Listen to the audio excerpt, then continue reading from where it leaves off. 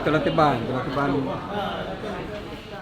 Syederalun sebanyak 239 calon jamaah haji Kota Lok Sumawe masuk dalam kloter keempat. Sehingga sesuai jadwal yang ditetapkan, maka CJH asal Kota Lok Sumawe akan memasuki asrama haji pada 26 Mei 2023 dan akan berangkat ke Tanah Suci pada 27 Mei 2023 melalui Bandara Sim Aceh Besar.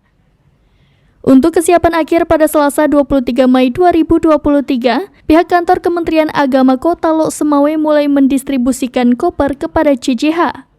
Kepala Kemenak Lok Sumawe, Dr. Andes Haji Zulkifli Idris MPD, melalui Kasih Penyelenggara Haji dan Umrah Dr. Andes Jamaluddin mengatakan, adapun koper yang didistribusikan oleh pihaknya terdiri dari 1 tas besar, 1 tas kecil, dan 1 tas sandang. Di koper juga dipasang pita dan dibubuhkan identitas jamaah haji.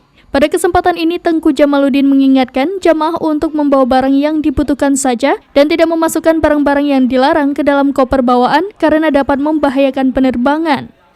Terakhir, pihaknya menghimbau kepada jamaah haji untuk senantiasa menjaga kesehatan guna kelancaran dalam melaksanakan ibadah haji nantinya. Dari Lok Sumawe, Saiful Bahri, SerambiNews.com.